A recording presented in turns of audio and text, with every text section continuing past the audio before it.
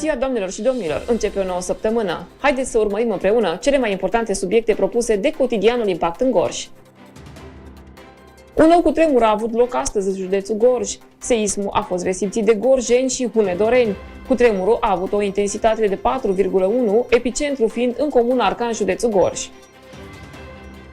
Este nevoie de schimbarea legislației pentru ca angajații pe perioadă determinată de la Oltenia să nu plece acasă. În acest sens, socialdemocrații gorjeni au depus un amendament pentru corectarea unor acte normative în domeniul energetic. Cel care a anunțat pașii care se fac în vederea rezolvării problemei a fost deputatul PSD Claudiu Manta, membru al Comisiei de Industrie și Servicii. Ploile abundente din ultimele zile au provocat inundații fără precedent în multe localități din județul Gorj. Autoritățile au fost la datorie zi și noapte pentru limitarea efectelor. Autoritățile județene au fost permanent în teren pentru coordonarea la fața locului a intervențiilor instituțiilor abilitate și să acționeze în caz de inundații. Administrația Complexului Energetic Oltenia are termen până pe data de 30 iunie să decidă soarta celor 1800 de angajați încadrați pe perioadă determinată. Este vorba despre minerii și energeticienii încadrați în urmă cu un an la compania energetică. Directoratul Complexului Energetic Oltenia se va reuni luni în cadrul unei ședințe de lucru pentru a identifica soluțiile legale în așa fel încât să fie păstrate cele 1800 de persoane. Sindicaliștii din Complexul Energetic Oltenia au programat o vizită în București la Ministerul Muncii pentru a discuta problemele legate de neaplicarea legii 197 din 2021. Actul normativ este în vigoare, însă nu este aplicat de către toate casele de pensii din țară. Este și cazul Casei de Județene de Pensii Gorj.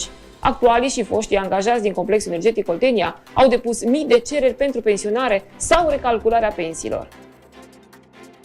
Laurențiu Ciobotorică, fostul președinte al directoratului Complexului Energetic Oltenia, are de plătit către companie suma de 350.000 de lei.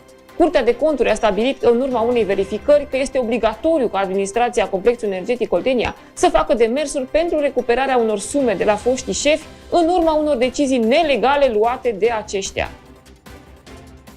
Examenul evaluării naționale pentru elevii clasei a 8-a va avea loc în perioada 19 iunie-4 iulie 2023.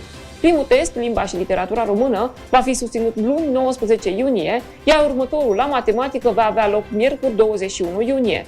Proba la limba și literatura maternă este programată pentru joi 22 iunie. Toate cele 3 probe vor fi scrise. Persoanele vulnerabile din Târgu Jiu care trăiesc pe urma vânzării produselor cultivate în grădina proprie au de astăzi tarabe speciale în piața centrală. Pentru ei, 2 zile pe săptămână vor fi amplasate astfel de mese.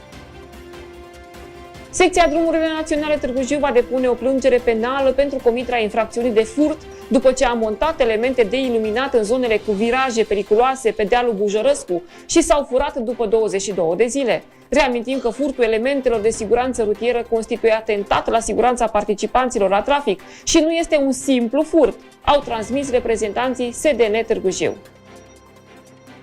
Primăria Motru cumpără o mașină de măturat stradal. Va fi un utilaj cu capacitate medie care va acoperi necesarul pentru orașul Motru. Cosmin Morega, edilul din Motru, a declarat că bugetul pentru achiziția unei mașini noi de măturat este de aproape 900.000 de lei. Acestea au fost informațiile de astăzi. Pentru a fi la curent cu ultimele noutăți, accesați portalul igj.ro. Toate gândurile bune. Numai bine!